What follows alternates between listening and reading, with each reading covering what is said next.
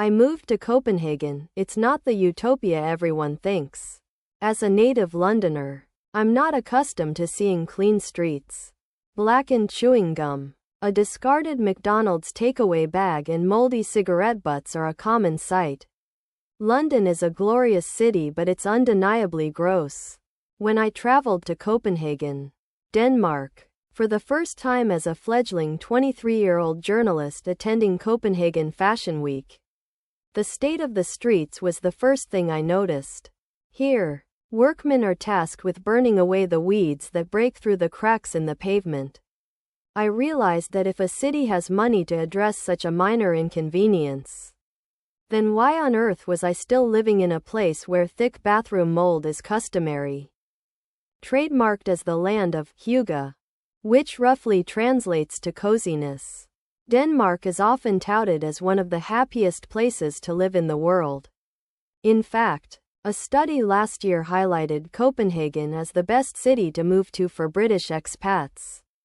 Although it's a little harder now thanks to post-Brexit rules, I'm fortunate to have a large group of British friends that have made a home for themselves here. We get to cycle to work without worrying about oncoming traffic, clock off early during summer to go for early afternoon dips, and relax in our ergonomically designed homes with high ceilings, sizable courtyards, and no unsightly bathroom mold, low paid unemployment.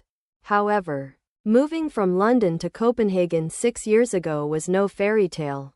When I landed my first job at a women's sneaker company here in 2019, I thought I'd found my dream position. But the currency difference and bureaucratic system I had to navigate in the first 4 months meant that I was living on 50% of my wages. That's $800 a month for all of my living expenses. In my first year here, I cried on the phone to my dad just before Christmas because I had 10 kr. $1.04 left in my bank account and was having pasta with gravy for dinner. When I asked for a pay rise 1.5 years into the job, I was told that $132 extra a month was out of the question. Less than a month later, I was told my role was being dissolved and found myself unemployed in the middle of a global pandemic. Not the best work environment. This may sound like an anomaly, but in a city where a flat hierarchy, where people relate to one another as equals regardless of job titles and formal positions, explains the University of Southern Denmark on the country's working culture, is lauded. My experience and that of my friends is that it's all too commonplace for companies to underpay, overwork and stifle their employees. In 2020, while working at a large business, I transparently informed management that I was having a miscarriage and was put on probation the week I returned. In a subsequent job, the CEO attempted to dupe me into a 0-hours contract to save money because the business was rapidly going under due to mismanagement at the top. At another company, I was told that the Danish classes I was taking to try and assimilate as the only non-Dane in the office were more of a hobby that I needed to partake in on my own time, despite meetings exclusively being held in Danish.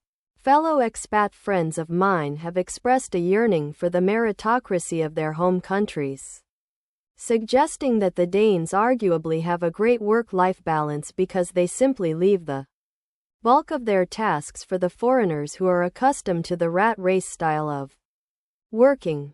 Friendships and relationships.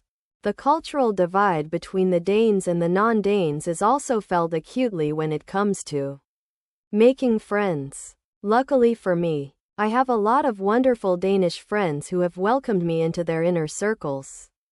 However, many people find they're a difficult bunch to build intimacy with. I've been here for 4 years and I don't have a single Danish friend, said one of my mates, who even has a parent that hails from another Scandinavian country. It's endearing that most Danes develop friendships in gymnasium, secondary school, that continue into adulthood, but there's a tangible reluctance to expand an invitation to any newcomers. This could partially be due to language difference. I've been the sheepish English speaker countless times, where a kind Dane has taken pity on me and reminded the rest of the group to switch to English. Comfortingly, most younger Danes in Copenhagen speak the language at near native level. Although I'm persistent in trying to learn Danish, it's a hard language that looks wildly different from how it sounds. Therefore, rod grod med flod, a tongue twister meaning red pudding with cream, is still a huge mouthful. Unsurprisingly, if friendships can prove hard to form, so can romantic relationships. I'm part of a Facebook group called Expats in Copenhagen that often sees people post asking for advice on salary expectations, housing opportunities, and unfamiliar Danish customs. At one point, however, it became an agony aunt column with women posting about their bizarre experiences with non-committal Danish men. I will say, if you're looking for a blonde, blue-eyed, 6'5" guy in finance, hang around Copenhagen Business School for long enough and I'm sure you'll find one. I have had my fair share of tall, handsome men who have been fantastic lovers, but I have also endured blindsiding heartbreak on more occasions than I'd care to count. As a black woman, dating unfortunately always comes with an extra set of hurdles. Although I still faced ignorant remarks when I lived in multicultural London. While predominantly dating white men in Denmark, I've heard memorable gems such as, "Would you say you date more black guys or white guys?" Quote, "Did he have an African dong?" And "What was the name of your slave owner?" Just kidding. However, I have both Danish and British friends with amazing Danish partners, so it would be reductive to tar all of them with the same brush. For those who have found a partner, Danish or otherwise, and decided to have children, Copenhagen is an incredible city for families. Earlier this year, the Global Peace Index ranked Denmark as the second safest place in the world, making Copenhagen an alluring place to raise kids. Expectant parents, mothers and fathers, co-mothers, who are employed in Denmark full-time are able to take 24 weeks of paid leave each. In the UK, for comparison, paid paternity leave is fixed at 2 weeks. Once a couple's child is born in Denmark, the government also pays a sum every quarter to the parents until their 18th birthday. My friend recently moved here from Bath with her partner and toddler son, who was delighted to find an entire garden complete with a sandpit and swing in their courtyard.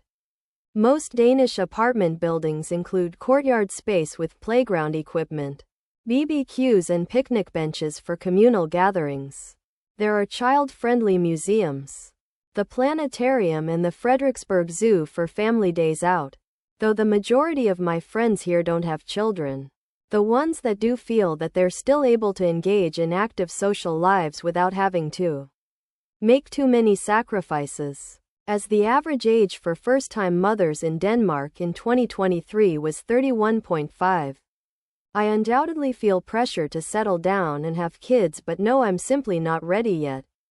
Back in 2020, a study by the Office for National Statistics found that over half of women aged 30 in the UK were entering the decade without having any children, the highest number since records began. For the time being, at least, I'm sticking with the British ladies on this one. If I had 1 kr for every time a Dane has said, "Why would you move from London to live in Copenhagen?" I'd probably have enough to rebrand as a fluent Scandi fashion influencer Pernille Theisbæk. Despite common misconceptions, I didn't move for a partner or a job. I moved here because I love the city.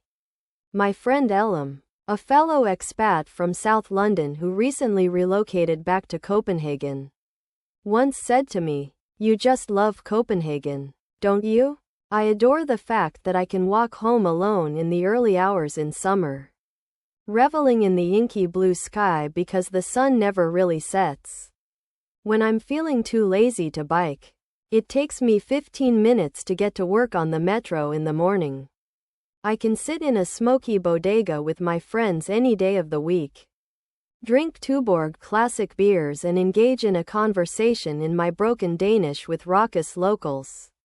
Like anywhere in the world, Copenhagen has its setbacks. Danish people are markedly homogeneous, usually of the same racial background and wealth.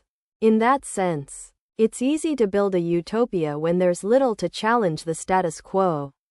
My friend Emma humorously refers to them as non-playable characters because the Danes can oftentimes come across like a glass of tepid water, inoffensive but not wholly palatable. As a pre-Brexit expat myself, pleased that a Labour government gained power in the UK. I think I'll stick to my safe, sustainable city for now. One where a McDonald's takeaway bag is efficiently recycled quicker than you can say, talk.